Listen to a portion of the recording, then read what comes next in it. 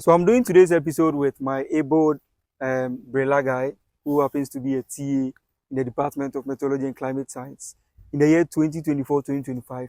And both of us completed with a first class, okay? So we are not boasting, but then we are just coming to share with you our experience and what helped us to, get to where we are and the little knowledge we have about this topic. Drew, Charlie, welcome. Thanks, welcome. box. So what should people expect in today's episode? Okay, as you already know how we do it, today is going to be the best. Yeah. And today what we are going to discuss is we are going to talk about the CWA. So we'll highlight why the CWA is important and how to calculate the CWA, certain misconceptions about the CWA, and certain mistakes students make. So join us and stay tuned. Yes, so today I come to demystify, as Drew said. And first of all, someone will ask, what is the CWA? CWA is a grading system, okay, for KNUST, which stands for the Cumulative Weighted Average. In some universities, they use GPA, CGPA, and all those things. And the CGPA some have a scale of 1 to 5, some have 1 to 4. But then KNUST CWA is from 0 to 100. And then between the 0 to 100, they have like the grades which will grant you a first class, second class, and all those things. So, yeah, basically that's what the cumulative weighted average is. What do you have to add? Oh, okay. So that's the CWA, and certain things that people normally say is that the GPA, I've heard those things, the GPA is rather difficult to get than the CWA. It's a lie. It's a lie because let me tell you the truth. If you don't start well with this CWA, you find yourself. Another important thing to know is how to calculate your CWA.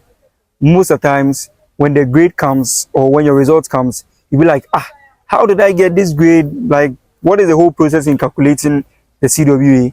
And then at the end of this episode, we'll give you a template that will help you calculate your own CWA. So, Drew, how can someone calculate his own CWA? To calculate the CWA, what you need to know is for a particular semester, you have a number of courses that you do. And these courses are all assigned credit hours. Okay. So you have courses which credit hours like 3 credit hours, 2, 1. Yes, in that way. So what you do is at the end of the day, what you have, let's say the percentage score of each of the courses. In your exams? Yes, in your exams. Okay. So let's say if you have like 90% or 80, this score is multiplied by the credit hour. Okay. And afterwards, these scores are what? The total is summed up. So that gives you like your cumulative mark. Okay. So afterwards, it divided by the total number of credit hours you took in that semester. In that semester, the total number of credit hours you took in that semester. So for people in first year or the level 100, this first semester cumulative is known as what we call the weighted average. No, it's not cumulative yet. It's not cumulative yet. So it's cumulative when they move to the second semester. So when that one comes into play, then they have their cumulative weighted average. Okay. So let's make it practical. For example, if I'm doing 3 courses and I have 3 credit hour course, 2 credit hour course, and then 1 credit hour course. And let's say in the 3 credit hour course, I had like 90. In the 2 credit hour course, I had like 80. And then in the 1 credit hour, I had like 70. So it means that we'll multiply the 3 by the 90. Multiply the 2 by the 80. And the 1 by the 70. And then we'll divide it by the total of the 3 times 100, 2 times 100. The total of the credits. Okay. And divide by it. Then afterwards, then let's see if it's a first semester for a fresher, it's just 1. So just 1. So that's how he has this weighted. But as the semester continues, if the person goes to let's say 2 semesters, 3 semesters, the semester also end up affecting the weighted. We'll continue with certain common mistakes students do make in regards to the CWA. So I'll start by saying that people tend to neglect or underestimate the continuous assessment. This continuous assessment make 30% of the marks you get. Making the exam 70. So people do not really take certain things like the mid-semester quizzes, sometimes to attendance seriously, which at the end of the day really worries and impacts their marks. So we'll make it more practical when we send you the template. So in the template, you know how to calculate it with the formula and everything, right? So that is a little bit of how to understand or how to calculate your CWA. We are now moving to some proven ways or some strategies that will help you in having a good CWA.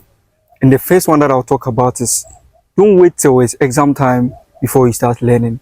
And it's something that all of us are victims of. Like, you always wait when it's time to, let's say, a week or some few days to exam before you start learning.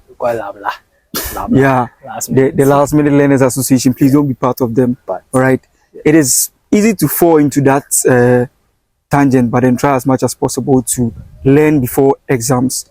Okay, and that is one important thing that can help you in having a good CWA.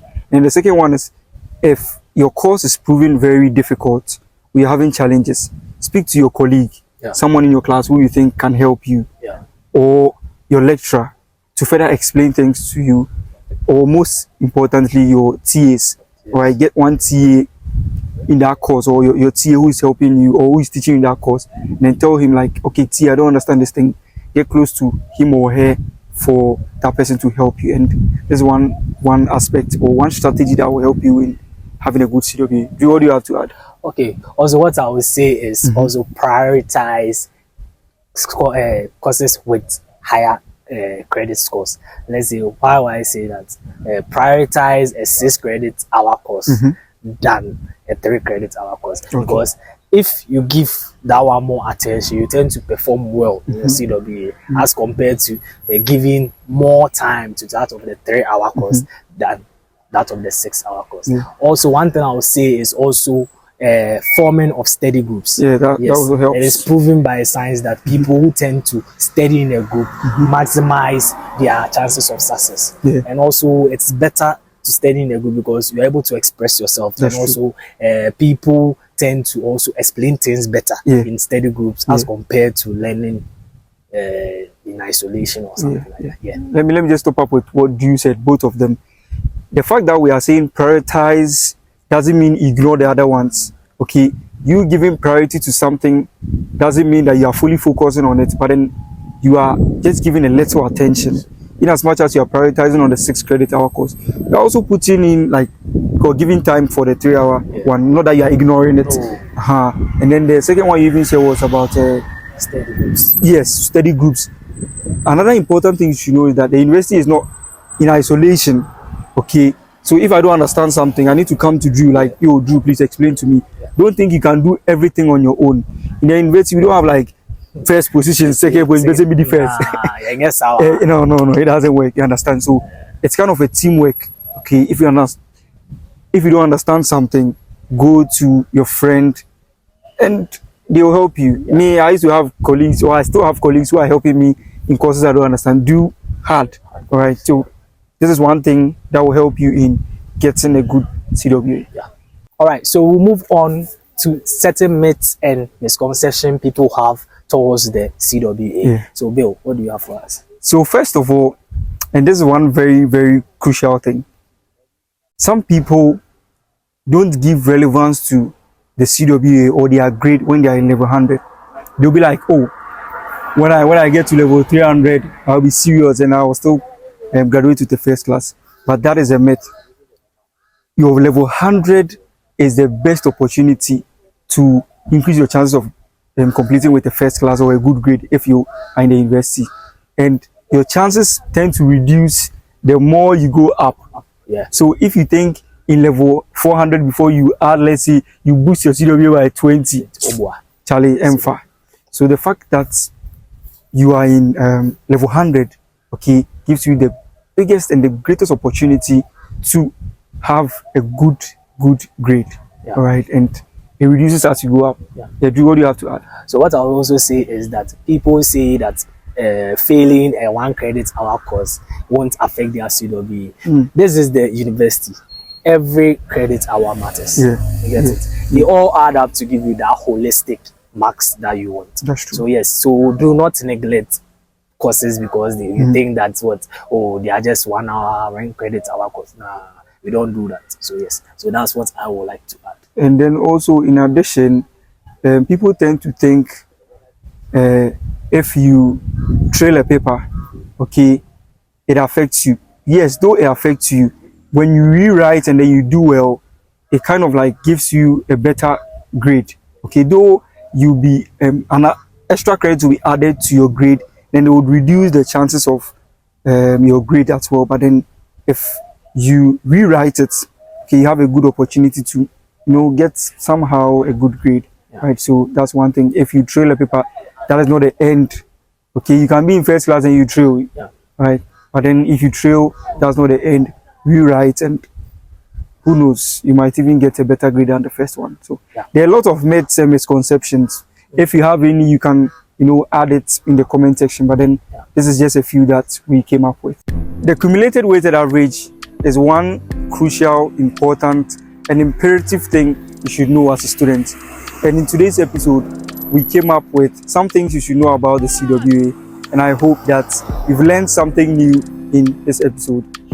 There will be an Excel file below this video, okay, and it is an Excel file that will help you to calculate your CWA. Let me know some challenges that you're having with your CWA, some things you didn't understand. You can further ask and we'll explain to you.